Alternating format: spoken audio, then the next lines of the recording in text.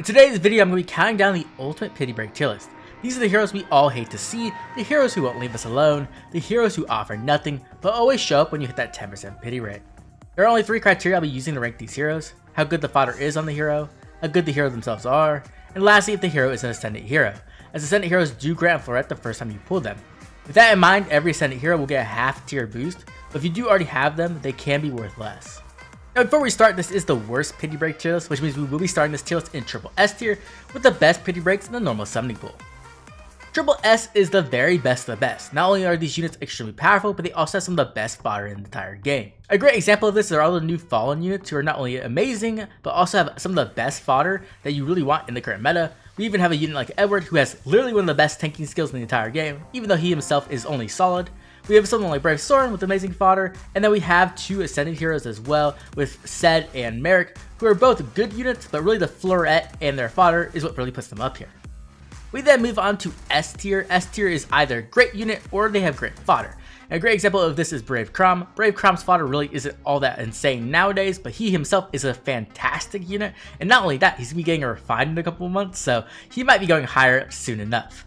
We also have units like Diamant in here who offers like some unique fodder which really isn't available anywhere else, like attack, defense, finish 4, while also offering like times plus 4, which is very solid, and he himself being a quite good unit with the new builds like Lagu's Friend 4 and that frozen support. So overall, S tier are those units you're pretty happy to see every time you pull them, and at the very least they have amazing fodder, so if you want to stack them, you get something out of it. We then move on to A tier. Now A tier is an interesting place as these units are pretty solid overall, and they do have solid fodder as well, but it's not like fodder that's going to like break the game or is very unique. There are other sources of it, but always having more of it is nice, and if you want to build these units, they are very good as well.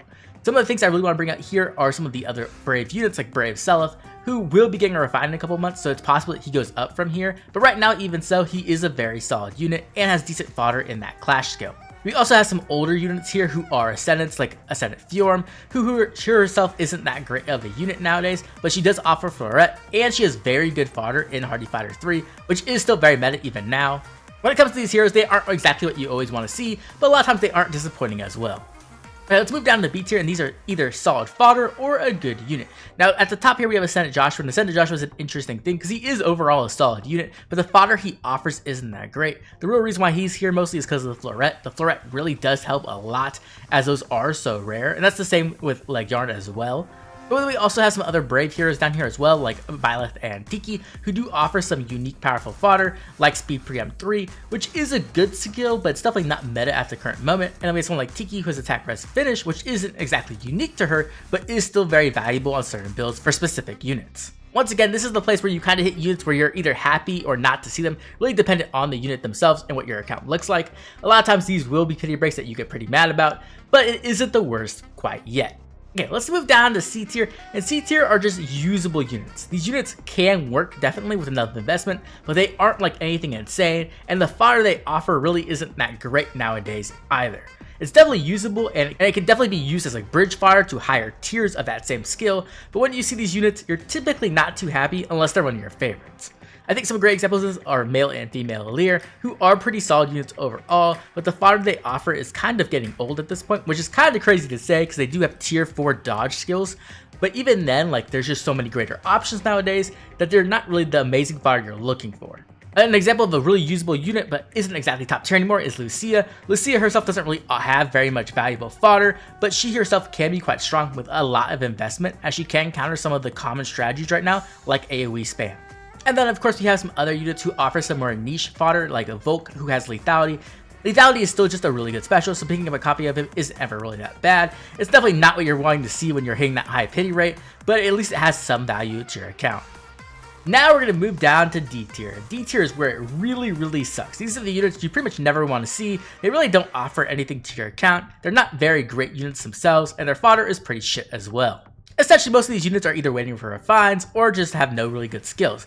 Now, unfortunately, I'm going to put Joffrey down here, which really hurts me as he's one of the units I was waiting for a very long time, but he himself isn't like a fantastic unit. He really requires like hyper investment to be usable, and his fodder is pretty mid, which overall kind of sucks. We also have a unit like Sang down here, who does have some unique gimmicks, but really he doesn't offer much in any kind of team building aspect, and you're pretty much just using him because he is your favorite.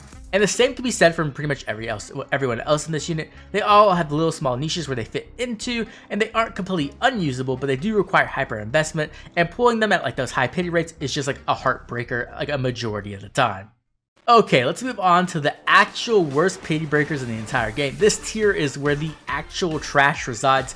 This is the units you just never want to see ever, as they offer literally nothing to your account, they're bad units, and have bad fodder.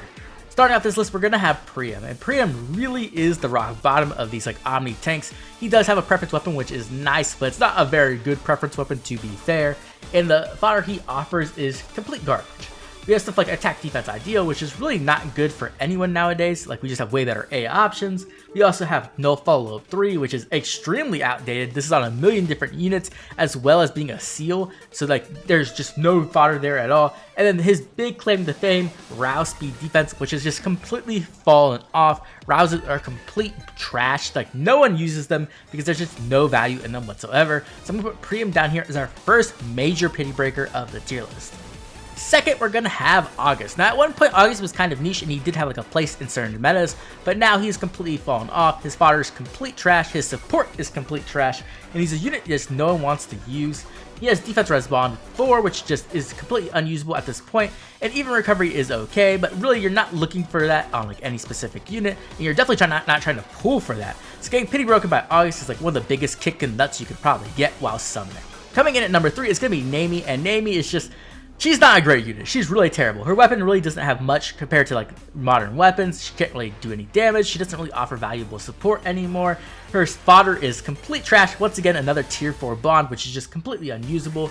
And then to make it off even worse, you have joint drive res, which is just not very good either. So you're essentially getting a very bad unit and terrible fodder. So Nami is coming in at number 3. At number 4, we're going to have Galzus, and Galzus, once again, is a terrible unit. He doesn't even have a preference weapon, so he's completely not unique in any certain way. His fodder is mid at best. He does have Surge Sparrow, which at one time was like nichely good, but at this point, it's just completely fallen off. No one wants the skill because you have access to just such better skills like Clash or Flared Sparrow or even Accelerate. So like, there's just no reason to have Galzus. And then once again, he also has no fault, just like Priam, which is completely useless as well. And so you have this unit who just offers you exactly nothing to your account except for destroying that pity rate. Coming in at number 2 as the worst pity break in the game is gonna be Malice. And Malice, she does have a preference weapon, which does make her somewhat unique, but her preference weapon isn't very good, and we're desperately waiting for that refine for her.